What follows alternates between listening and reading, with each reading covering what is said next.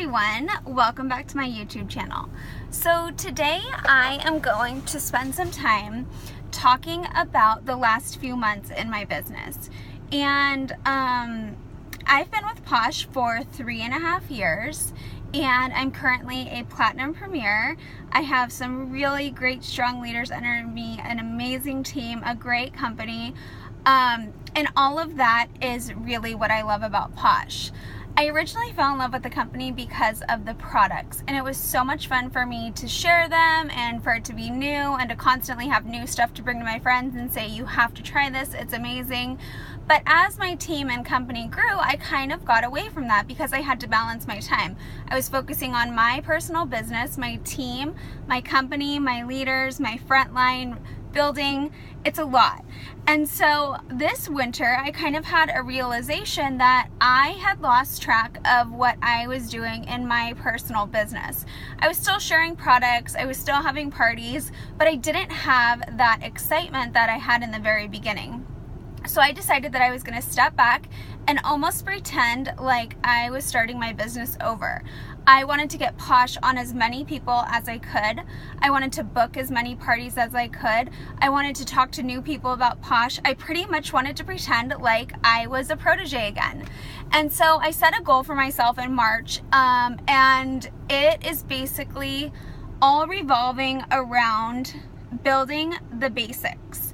And so I started thinking to myself, what holds me back generally from doing this all the time? Number one, it takes a lot of time. You have to contact people. You have to put together packets. You have to follow up. You have to do all of these things in order to make your work worth it. And so I started thinking about how I was going to do this and what are some things that actually scare me about doing it, even though I have already done it before. And one of the biggest things that kept coming up in my mind was that it is scary.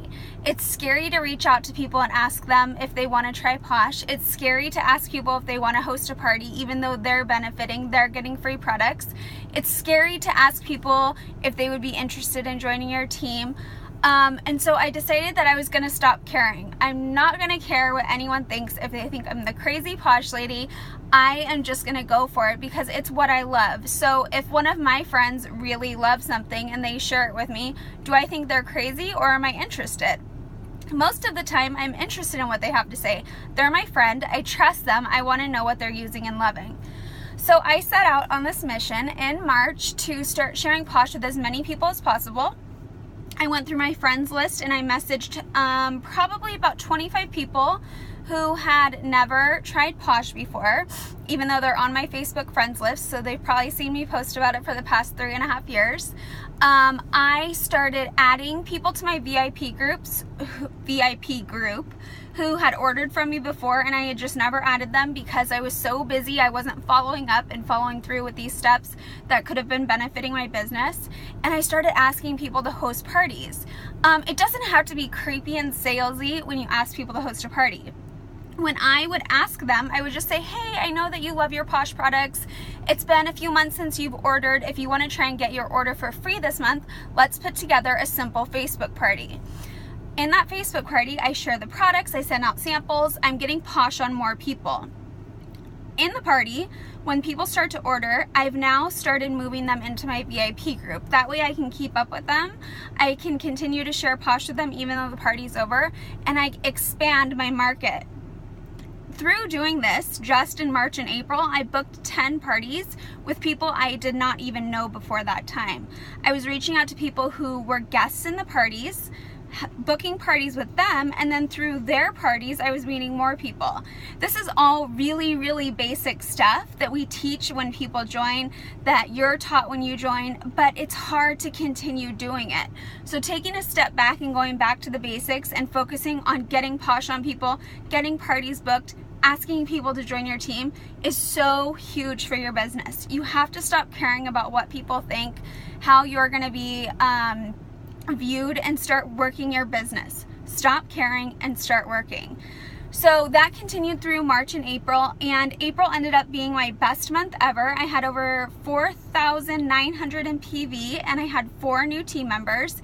And those numbers aren't really important, but it just shows you that it's almost a snowball effect. March was big, April is bigger, and my May is already booked with parties, and I have people who have already joined my team this month, people who are thinking about joining. So when you start working, as long as you keep up with those certain steps, it's really easy to keep your business going. It's gonna take time, it's gonna take dedication, it's gonna take follow-up. Follow-up is huge. So I just wanted to take a little bit of time to talk to you guys about this. I'm going to be sharing more over the next few weeks about the actual verbiage that you can use to book parties, to talk to people about joining your team, to sending out samples, following up. So we're going to go through all of this, but in order to really make it effective, you have to stop caring what people think and start working really hard, really intentionally. So I'm excited to share more with you guys about my journey through this spring of really working my business, and I can't wait to see how you guys like all of the tips and see how it works in your business. So thank you guys for tuning in, and I will chat with you soon.